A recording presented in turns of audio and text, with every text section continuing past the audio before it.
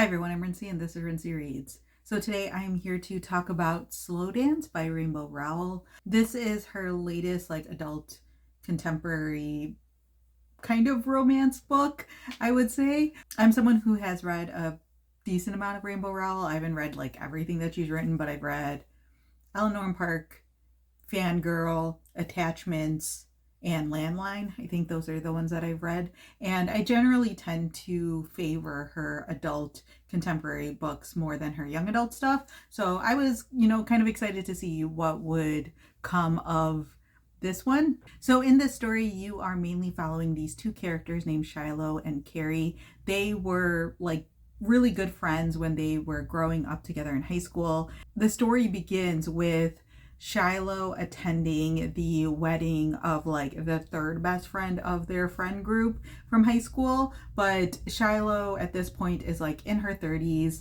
She's divorced. She has two kids. Her life isn't exactly ideal, and she doesn't really keep in touch with people from high school and stuff like that. So part of her is dreading going to the wedding for that reason, but she's also dreading going to the wedding because she hasn't spoken to Carrie in, I think at that point, around 14 or 15 years. And so you very quickly learn that these two people were best friends. Basically everyone thought that either they were dating in high school or they should have been dating in high school, but Shiloh and Carrie never really saw it that way. And you just know that something happened to them in the past in order to create this separation. But now they're seeing each other again for the first time in over a decade, and they are going to see kind of what happens now. To keep things simple. So yeah, like I said, this is a book that I would categorize as being adult contemporary fiction with a romantic heavy plot versus it being a romance book. Now I say that as someone who doesn't read a ton of romance, but this one does have this undercurrent of sadness and melancholy throughout the entire thing, which personally I had no problem with, because I am a sad girl who likes sad books.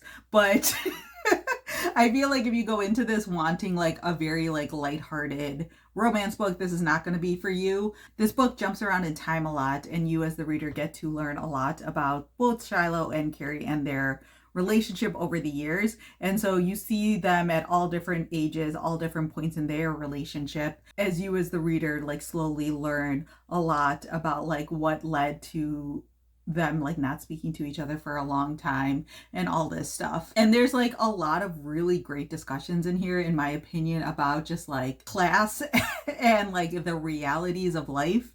Shiloh has no idea who her dad is, and she has a complicated / mixed relationship with her mother. Carrie has his own family problems that he's a part of, and he ends up joining the Navy in order to leave their small town. Like I mentioned earlier, Shiloh is divorced, and so you learn about her relationship with her ex-husband, and as well as her navigating her relationship with her kids. It talks about growing up and getting older and your life not turning out not even close to what you imagined it would be, and what you do when you're in your 30s and you're disappointed with where things are at. One of the aspects that brings Carrie back to their small town, besides the wedding, is the fact that his mother's health is going, and her mental health and all this stuff.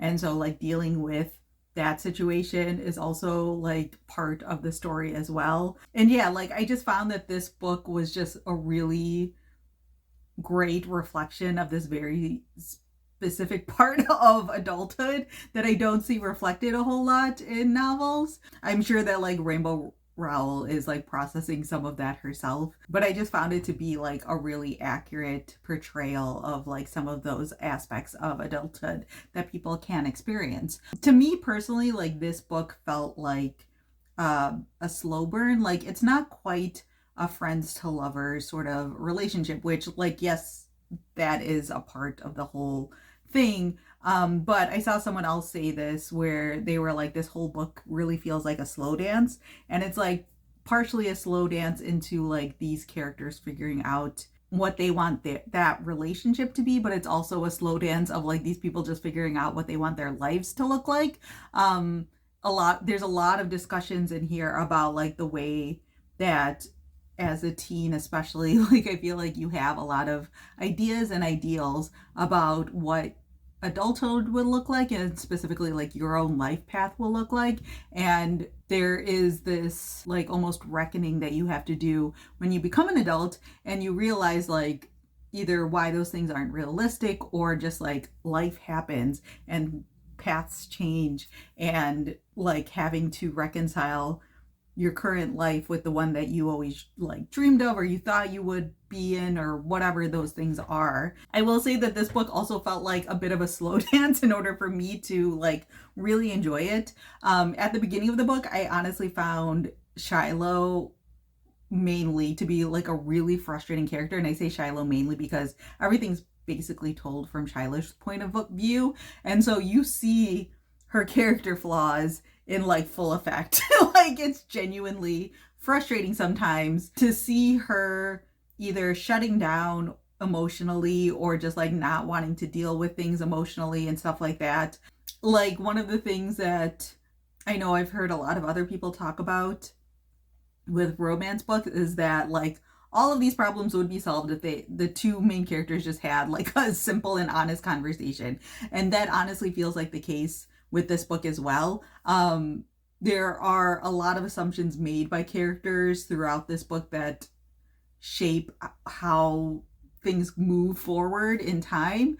And I do think that part of that is realistic, because I think especially when you're younger and you don't know necessarily how to process your emotions, or like you don't fully like comprehend all the things that are happening, or you're too scared to have those conversations and things like that. Like those things do happen, but it's really frustrating to read about.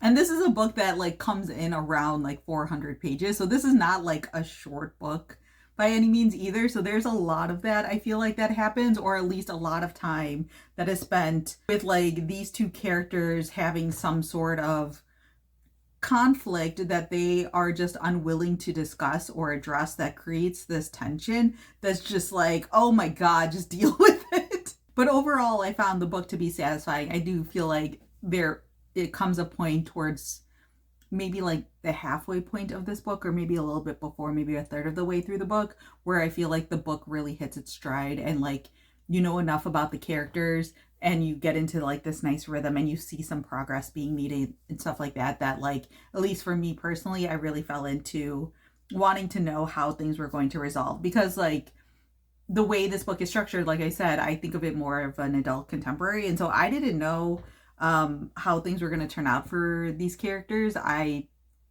could see, honestly, it going either way, where like either they end up together or they don't, because like the realities of this world mean that like just because it feels like people should be together doesn't mean it always works out that way. And so I could see Rainbow Rowell choosing to go that route over having them choose the happily ever after ending.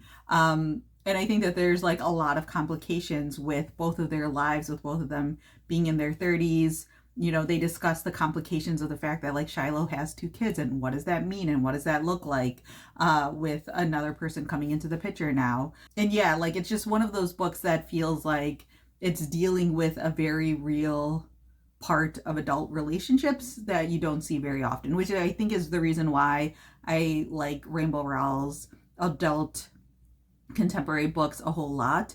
Like I feel like Landline kind of does this as well, where she's like tackling like the difficulties of marriage versus just like the lovey-dovey parts leading up to it and stuff like that. And so I feel like this is a similar sort of idea of like dealing with the complications of like being an adult and falling in love, and when you have all this like mess and baggage, and how you handle that in a new relationship, but also like when you have mess and baggage from your own, like this relationship in and of itself, like this friendship is messy and has baggage, and how do you deal with that, and is it worth it to deal with that, and all of those different questions. So yeah, overall in the end, I really enjoyed this book. Like I said, it's around 400 pages. I didn't feel like it was a slow read, but it definitely feels slower on, or feels more like medium paced in my opinion. The chapters are relatively short, so it feels like you're getting through it pretty quickly.